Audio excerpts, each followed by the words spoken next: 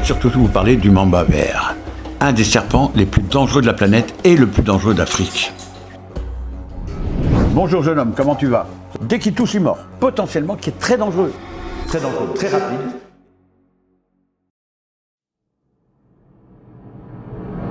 Eh bien, bonjour ou bonsoir à tous. Aujourd'hui, on va vous parler du mamba. Du mamba, vous savez, c'est mythique, hein, le mamba vert, mamba noir, mamba ceci, mamba aussi ça je ne dirais pas qu'on s'en bat. Mamba quoi?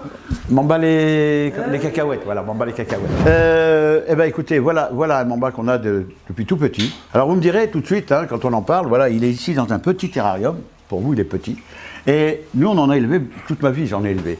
On les a mis dans des grands terrariums. Ils sont toujours au même endroit. Ils délimitent un territoire qui est tout petit et ils restent là. Du moment qu'il y a de la nourriture, ils ne bougent pas. Donc, on a fait un essai, déjà, depuis un moment, de le mettre carrément dans un petit truc comme ça. Et c'est son coin. Quand il a chaud, il se met à la lumière. Quand il veut descendre, il se met un peu plus bas. Quand il veut boire, il a de l'eau. Et justement, on doit changer l'eau. Alors, on va changer l'eau. Pour ça, il faut que j'ouvre le terrarium. Alors là, il s'agit d'un mamba. Hein, c'est marqué ici, tête de mort, dangereux, hein, évidemment. Ce qu'on appelle le Dendroaspis viridis. Ça, c'est le nom scientifique. Ça veut dire qu'il y a plusieurs espèces de mamba. Il y a 4 verts et un noir. Le mamba noir, vous le connaissez, il est très dangereux. Mais celui qui arrive en deuxième position, qui est aussi dangereux, presque, un tout petit peu moins, mais aussi dangereux que le mamba noir, c'est celui-là, le mamba viridis. C'est le plus dangereux. Après, vous avez le plus petit, enfin, le petit, ils sont assez grands quand même. Hein.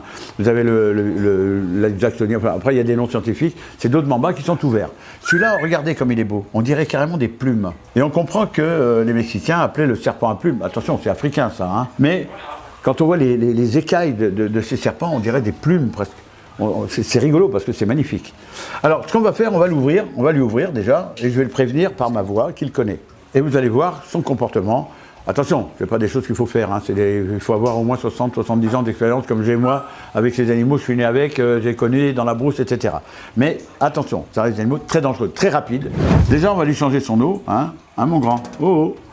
Et de lui parler, il connaît ma voix, il m'entend tous les jours, il connaît très bien ma voix, et il sait que quand je lui parle, c'est pas pour le stresser ou pour l'embêter, donc il bougera pas. Alors on ouvre la cage, on enlève le cadenas, hop, enfin c'est une fermeture à clé, voilà. Bonjour jeune homme, comment tu vas? Ça va? Voilà. Alors, je prends la gamelle, il y a de l'eau, je vais reprendre sa gamelle, hop, j'arrive, et hop, je repars avec ma gamelle d'eau.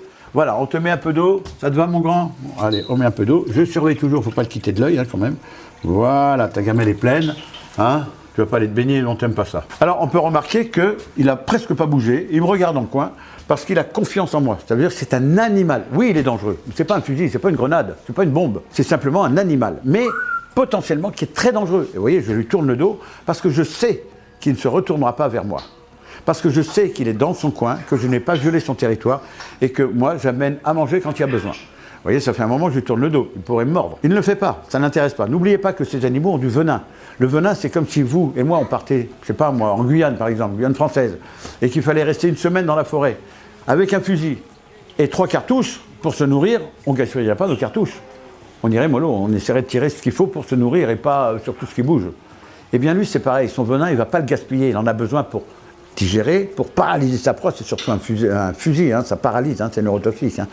Et donc, il s'en sert et il ne le gaspille pas. Et vous voyez, ça fait 5 minutes que je vous parle, il est toujours derrière moi, je me retourne, t'as bougé mon grand? Bah non, tu me regardes. Et je vais vous faire découvrir quelque chose de rigolo. Quelque chose d'amusant, c'est que c'est un chasseur d'oiseaux. Il faut savoir que ces animaux-là chassent beaucoup d'oiseaux. Sur les arbres, dans les manguiers par exemple, à la pointe des arbres. Ils se mettent juste au bout, en équilibre. Et dès qu'il y a un oiseau qui se pose, la première vibration sur la branche, il le ressent. Et à ce moment-là, il va sortir la langue. Mais on a découvert quelque chose d'assez extraordinaire ici, c'est qu'il utilise sa langue quand il y a un oiseau comme leurre. Ça veut dire qu'il va sortir sa langue, il va remuer la tête légèrement comme ça, et il va tirer la langue qui va rester presque droite. Il ne va pas l'écarter comme ça pour collecter des molécules, savoir qui on est. Il le sait, il nous connaît. Et il va être tout droit. Et sa langue va être tout droite. On va faire l'expérience. On va prendre le perroquet que j'ai, et on va le faire voler à côté. Alors là, je vous présente notre petit perroquet hein, qui est arrivé, qui est là depuis déjà un peu plus d'un an. Voilà, il apprend à voler. Alors si je le fais voler, regardez, je crois qu'il le connaît, hein, mais on ne sait jamais. On va regarder. Allez, encore. Allez. Parce que c'est un animal, je vous dis, qui a été élevé en cage, qui est né en captivité, qui a vécu toujours dans les cages, qui ne sait pas voler. Donc moi, je lui ai appris à voler. Allez, on y va. Allez, encore. Allez, montre encore, regarde. Allez, hop, vas-y, montre-lui comment tu voles. Regardez bien. la réaction qu'il va avoir. Regardez sa langue, comment elle réagit. Allez, encore mon bébé. Mais non, tu vas pas être mangé par le mamba. Viens, on fait un câlin. Viens, on te fait un petit câlin. Mais oui, il va pas te manger, il va pas te manger. Oui, on fait un petit câlin, bien sûr. Tu me fais un bisou? Tu me fais un bisou? Tu me fais un petit bisou? Oui. C'est bien, t'as bien volé. Voilà, tu me fais un petit bisou, t'as bien volé, viens. Alors comme il ne sait pas voler, que je lui apprends à voler, c'est bien. Allez, encore, vas-y, allez, encore, c'est bien.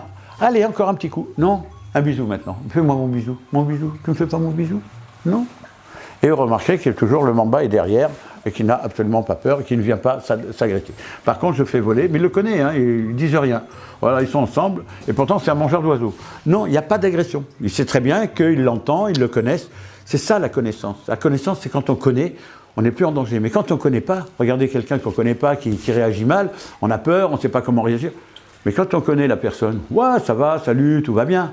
Eh bien, c'est ce qui se passe avec le mamba en ce moment. Vous voyez, il se balade, il voit que c'est ouvert, il le sait, il sait que je suis en face de lui, ma main n'est pas loin, il le sait, mais il ne m'agresse pas. Et dis donc, tu es retourné dans sa cage, toi, hein? Allez, viens, on retourne dans sa cage. Hein, tu me fais un bisou d'abord? Un bisou? Voilà, on sait bien. Et on va retourner dans sa cage. Hein? Et oui, il faut faire copain avec tout le monde ici, avec les serpents et avec les perroquets aussi. Hein? Vous voyez, tous les animaux, quand on les connaît, c'est un paradis terrestre, la Terre. Allez, on va dans ta cage. Vous voyez, en ce moment, il sait très bien que je lui ai donné de l'eau. Donc, qu'est-ce qu'il fait? Il va aller voir l'eau que je lui ai mise, c'est de l'eau fraîche, et il va descendre sans s'occuper de moi, simplement pour aller voir si l'eau est bonne, et il va aller boire un coup. Vous voyez, tout simplement. Et il n'y a pas de vitre, hein. On peut voir qu'il n'y a pas de vitre. Hein. Mais attention, à ne pas reproduire en captivité, ne pas reproduire ça dans la nature. Hein. Parce que ça, ils sont dangereux. Allez, bois ton coup, mon chéri. T'as bien bu? Allez, regarde. Donc, tous les animaux sont gérables à partir du moment où il y a la connaissance de notre part et de leur part, quand ils vous connaissent. Ils savent que vous n'êtes pas en danger, si vous n'êtes pas méchant avec les animaux. Ils deviennent copains, ils sont même encombrants quelquefois. Alors, il faut savoir que le terrarium est petit, comme je le dis, mais il a délimité son territoire ici. Sorti de là, vous voyez, il y va mollo, parce qu'il est très craintif, parce qu'il n'est plus chez lui. Ça, il est dans sa maison, il est tranquille, il ne stresse pas, et il vit bien, il est gras comme un loukoum, il va très bien. Regardez, regardez-le. Voilà, allez, on va boire l'eau, elle est toute fraîche. Ouh, elle est bonne l'eau là. Hein. Oh, voilà, et voilà, il vient boire tranquillement. Vous voyez, on le voit boire. Voilà, vous voyez, il est en train de boire tranquillement. Je mets mon doigt à côté. Je ne fais pas le kéké, comme on peut dire. Je fais attention, mais je connais, et je sais qu'il me connaît. Et il sait que je ne lui fais pas de mal. Donc il n'a aucune raison de m'attaquer. Il continue à boire, comme s'il était tout seul dans la nature. Parce qu'il est habitué à l'homme. Pensez à ça. Habituez les animaux à nous. Eux s'habituent à vous, et là, on peut faire des choses fabuleuses. Allez à Madagascar, si vous êtes avec des lémuriens, tous les jours, vous leur donnez à manger, mais ils vont être encombrants, ils vont monter sur la tête, ils vont vous réclamer. Des oiseaux, c'est pareil, des lézards. Moi, je me souviens, à Madagascar, on avait des felzuma, vous savez, des lézards verts. Eh bien, quand je prenais mon petit déjeuner, il y avait de la confiture ou du miel, je vous garantis qu'ils descendaient des arbres, ils venaient tout juste mettre leur nez dans mon bol pour voir où il y avait du miel, parce que je ne les chassais pas. Mais évidemment, au bout d'un moment, c'est encombrant, on leur dit, allez, poussez-vous un peu, parce qu'on aimerait déjeuner tranquille. Mais vous voyez, regardez, il est en train de boire tranquillement, je vais amener son eau fraîche, comme on peut voir, et on voit bien, si tu peux faire un gros plan, Axel, prends des risques, il transpire un peu là, Axel. Non, tu t'approches, regarde, on voit bien, vous voyez, sur les côtés de la bouche, on voit bien qu'il avale de l'eau, regardez, hop, il a pris de l'eau fraîche, hop, il avale, regardez, on voit bien sur les côtés là. Oui. Ah oui. Est-ce que tu arrives à bien voir? Oui, on voit. Voilà, on voit que ça le fait, mais pour observer les animaux naturellement dans un endroit qui n'est pas naturel, il n'y a pas besoin, vous savez, les feuillages, on met des feuillages, c'est pour qu'ils se cachent, mais ils ont peur des feuillages en général, les animaux. Hein, qu'est-ce qui peut sortir d'un feuillage pour les attraper? Donc ils n'aiment pas trop de feuillage. Nous, on aime bien en mettre, ça fait des décos, c'est beau. Mais en été, c'est pour nous faire plaisir à nous, pas à eux. Eux, moins il y a de feuillage, plus ils sont tranquilles, ils observent ce qui se passe. Et quand on leur donne à manger, ils ne sont plus chasseurs. Voilà, il a bu, et regardez ce qu'il va faire. Voilà, il va retourner sur sa branche, maintenant qu'il a bu de l'eau fraîche, et il va se réchauffer à la lumière. Hein, lumière artificielle, c'est pas le soleil, mais dans la nature, ce sera le soleil. Voilà, il avale bien son eau, il va bien, il est tranquille. Oui, voilà. Vous voyez? Et il est tout tranquille. Voilà, et il va se poser là, voilà, il va essuyer un peu sa bouche, il y a un peu d'eau sur sa bouche, regardez. Tiens, viens voir. Oui, il a essuyé un petit peu sa bouche sur son corps, regarde, hop, il essuie un peu sa bouche, parce qu'il y a un peu d'eau. Voilà, il se sent mieux. Voilà. Voilà, donc on vient de voir, à l'instant, l'animal le plus dangereux d'Afrique, hein, puisque celui-là, il est dangereux. On parle de l'hippopotame, mais l'hippopotame, c'est qu'on le sous-estime. Alors, il est dans la terre, on croit que c'est un gros cochon, on va le voir, mais attention, ça court vite. C'est pour ça qu'il y a des accidents. C'est pas qu'il soit dangereux. Voilà, on va te laisser tranquille, mon grand. Hein, on va fermer. C'est bon? Ouh, t'as bien bu là, ça t'a fait du bien. Voilà, vous voyez qu'il connaît ma voix, ma vibration, parce qu'il entend, hein, ils ont une oreille interne, les serpents. Ils entendent très bien, mieux que nous. Hein. Ils entendent avec la mâchoire inférieure qui se relie sur son squelette et l'oreille interne, qui est exactement la même que le nous, sauf qu'il n'y a pas d'oreille. Mais à l'intérieur, c'est la même chose. Et il entend très bien. Donc il connaît ma voix, et ma voix, pour lui, elle est reposante, elle est calme pour lui. Ça n'est pas de l'agression. Je ne crie pas, j'ai mis une bonne vibration pour lui. Donc là, on va le laisser tranquille. Salut, jeune homme. Mais je rappelle que là, on va fermer hein, pour le mettre en sécurité. Voilà. Et je rappelle que ce genre de choses, ne le faites pas. N'achetez pas un mamba pour le faire. Ne faites pas ce genre de conneries parce que là, vous êtes mort. Hein. Et puis là, c'est la mort. Hein. Alors, on va vous montrer un petit mamba qui est là, qu'on a récupéré. Quelqu'un nous l'a apporté. Alors, venez voir. Je vais vous le montrer. Alors, lui aussi, on l'habitue à être calme. Vous voyez ? Là, il me connaît. Il est là-haut. Il est près de sa lumière. Il est au chaud tranquillement. Mais attention, ça reste un animal dangereux. Il va faire sa mue et on va lui changer son eau. Tu m'excuses, mais je vais changer ton eau. Il s'appelle le Dendroaspis anguticeps. Ça veut dire que c'est un mamba vert, mais le venin est moins dangereux. Mais attention, ça suffit pour tuer quand même. Hein. Il ne faut pas rêver, hein. Ça tue. Hein. Mais il est moins dangereux que le viridis qu'on a vu. Puis ça, c'est un jeune. Donc là, on va lui changer son eau. Hein. J'ai pris la gamelle. Là, je mets de l'eau dans sa gamelle, comme ceci. Voilà. Et tu vas pouvoir descendre boire si tu as soif, mon grand. On le pose là. Et vous voyez qu'il ne bouge toujours pas. Parce qu'il sait très bien qu'indirectement, je le regarde quand même. Hein, voilà, il est dans son coin, au chaud là-haut, il est très bien, on va pouvoir fermer. Et lui aussi, il descend rarement, il est toujours au même endroit.